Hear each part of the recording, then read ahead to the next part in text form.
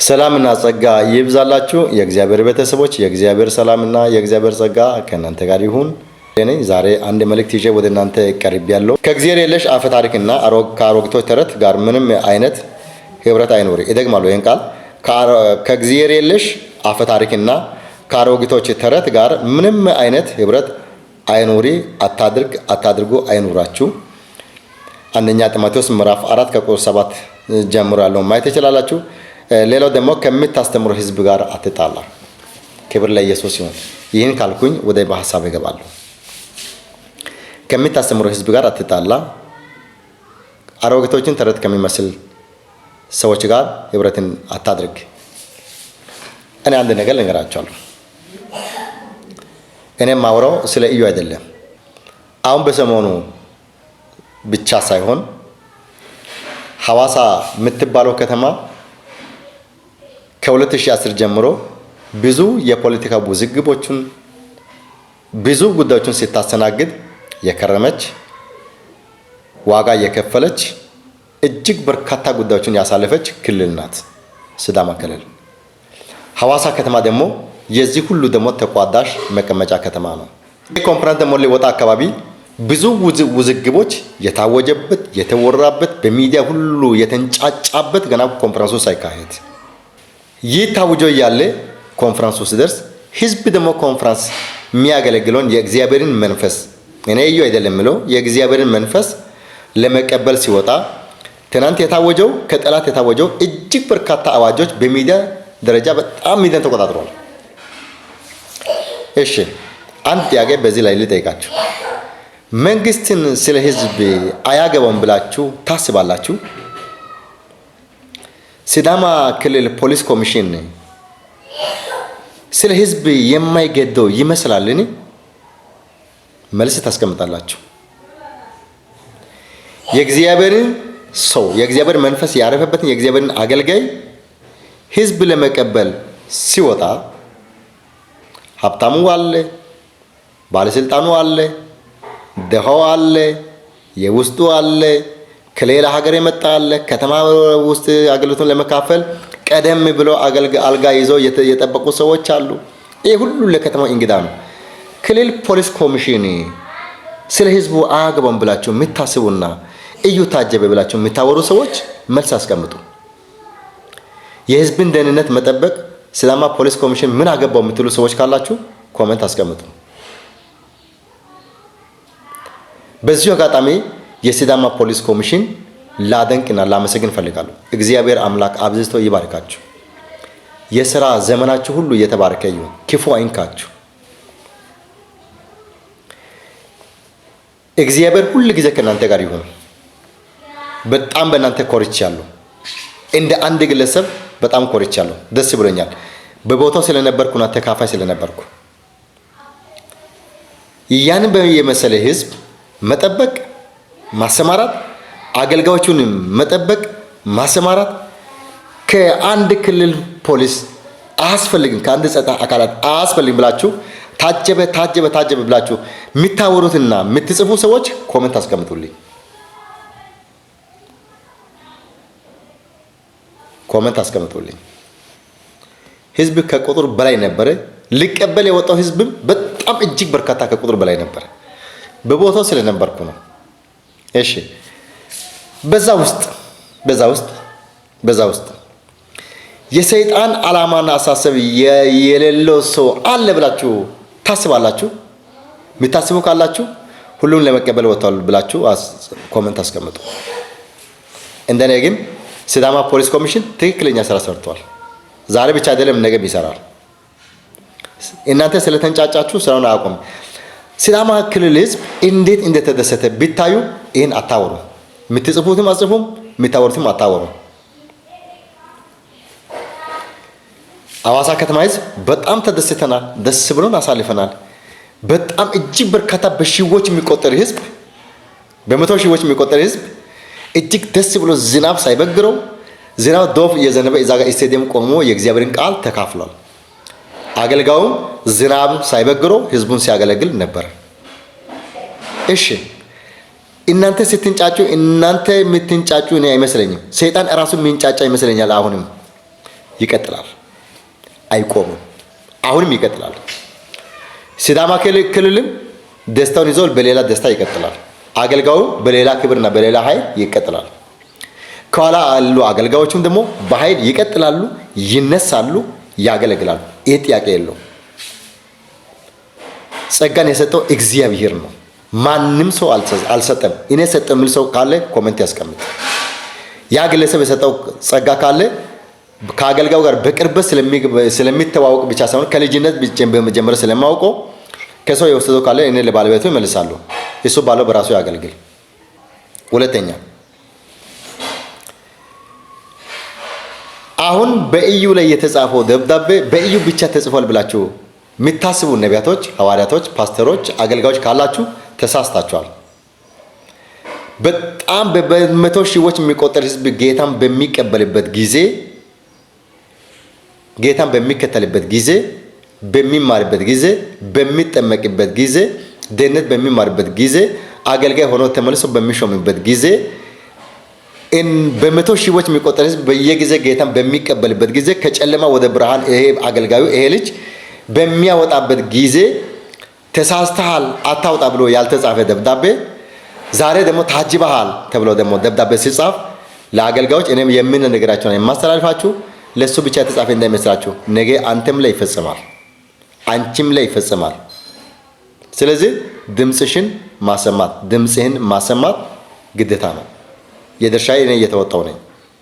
አስፈላጊ ሆኖ ከተገኘ ከዛም አልፎ መሄድ ይቻላል። እኛ ፍቃድ የተቀበልነው ሁሉም ሰው ፍቃድ የተቀበለው ጸጋ ስጡን ብሎ አይደለም። እያገለገልኩ ነኝ እወቁኝ፣ እያገለገልኩ ነኝ ማወቅ አለባችሁ። እናንተ አባት መሆን አለባችሁ።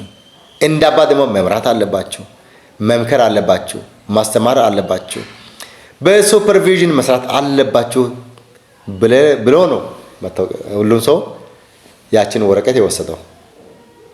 ለጸጋ እኮ ፈቃድ አያስፈልግም። ሲጀመር ጸጋን ፈቃድ ሳይጠይቁ ነው እነዚህ ሁሉም ጸጋን የተቀበሉት። ከማንም እጅ ፈቃድ ሳይወስዱ ነው ጸጋን የተቀበሉት። ስለዚህ ጸጋ ሰጪ የሚመስል ነገር ቢቆም የተሻለ ነው። የአሮጊቶችን ተረት ከሚመስል ከእግዚአብሔር የለሽ አፈ ታሪክ ውስጥ ከመጠመድ ይልቅ በእግዚአብሔር ቃልና በእግዚአብሔር ስራ ላይ ብንጠመድ የሚያዋጣ ይመስለኛል ብቻ ሳይሆን ብቸኛ አማራጭ ነው። ስለዚህ በዚህ ምክንያት ደግሞ ምንሆንም ሳታውቁ የቲክቶክ ተከታይ ነው ፎሎ ነው የሚባለው ነገር ለማግኘት ቀንና ማታ የምትቆፍሩ ሰዎች፣ እኔ ደርግ ጊዜ የህፃናት ኳየር አሰልጣኝ ነበርኩና ትንሽ ላውራላችሁ ለእናንተ። በዛን ጊዜ አባቶቻችን አሳልፈው ለጠላት የሰጡት እንድታሰሩ እንድንከራተቱ የሰጡት ቸርች ውስጥ የነበሩ ምላሰ ሹል የሆኑ ሰዎች ናቸው። ምላሰ ሹል የሆኑ ሰዎች ናቸው። ዛሬ ዘር ማንዘራቸውም የለም፣ ጠፍቷል። እግዚአብሔር ቀስፏቸዋል። አሁን ደግሞ ተረኞች እናንተ ናቸው። እርግጠኛ ነኝ እግዚአብሔር ይቀስፋቸዋል። እግዚአብሔር ከምድር ገጽ እናንተን ያጠፋቸዋል። ደርግ ጊዜ ያን ደባ ለሰሩ ሰዎች እግዚአብሔር የከፈለውን ክፍያ አሁን ዳግም ደግሞ ተረኛ ሆናችሁ እናንተ መጣችኋል። ከየትም አልመጣችሁም። ከኛ መሃልና ከኛ ውስጥ ስለመጣችሁ አሁን ተቋዳሽ ናችሁ። ግን አንድ ምክር ልምከራችሁ፣ ቶሎ ተመለሱ፣ ቶሎ ተመለሱ፣ ቶሎ ተመለሱ። ሌላው ደግሞ ካውንስል ያስቀመጠው ነገር ከድሮ ጀምሮ በስብሰባ ላይ ይሳተፋለውና ሁላችንም የምናወራው ነው። አውርተን ተሰብስበን ወሰነን ያለፈነው ጉዳይ ነው። ዛሬ አዲስ ተነስቶ እንደ አዲስ ነገር ሲወራ ይደብረኛል፣ ያስጠላኛል።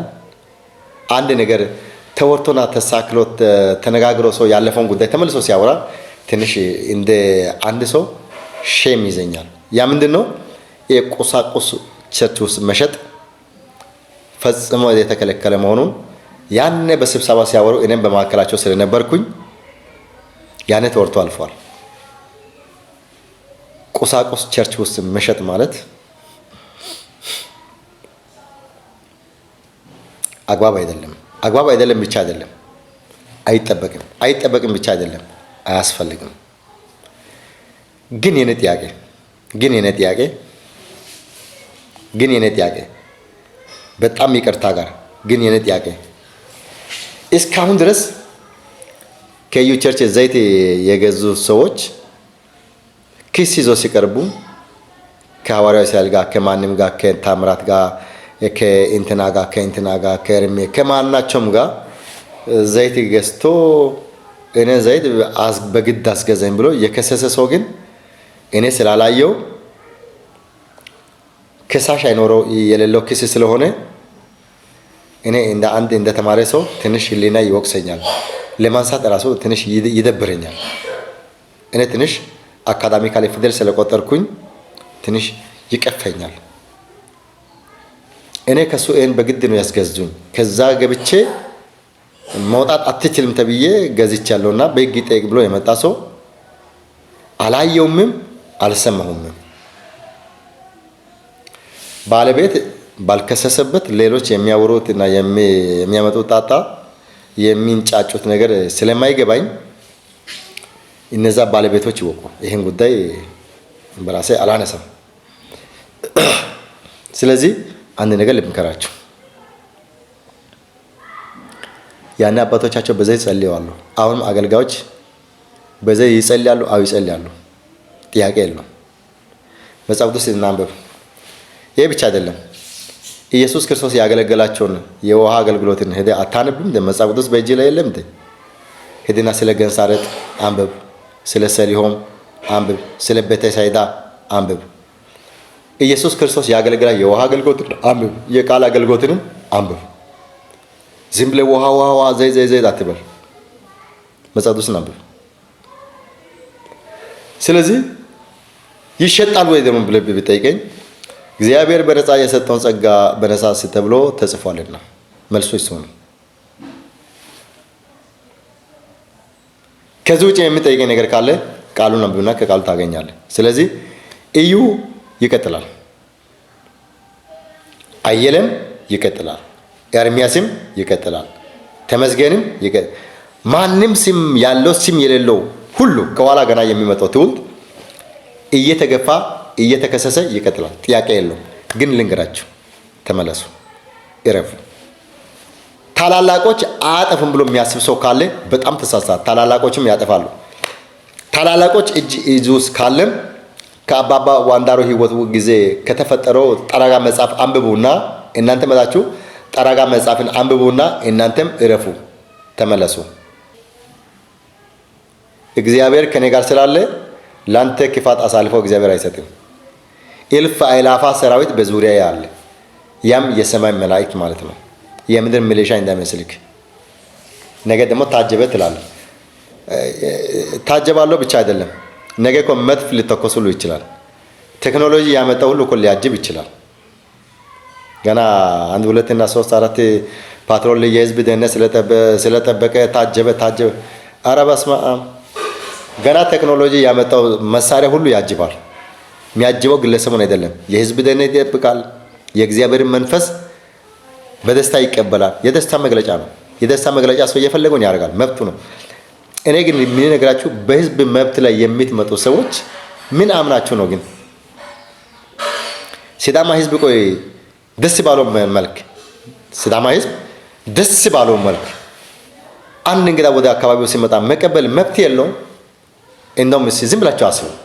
ሲዳማ ህዝብ ሲዳማ ክልል ፖሊስ ኮሚሽን ከተማ ውስጥ እንግዳ ሲገባ ያንን እንግዳ እኔ እቀበላለሁ ብሎ ካሰበ በፈለገው መልክ ለመቀበል መብት የለውም? ጭራሽ እኮ መብት አልባ እያደረጋችሁ ናቸው። ሲዳማ ክልል እኮ ትናንትና ያዘነበት የተገፋበትና የተጎዳበት አይበቃውም እንዴ?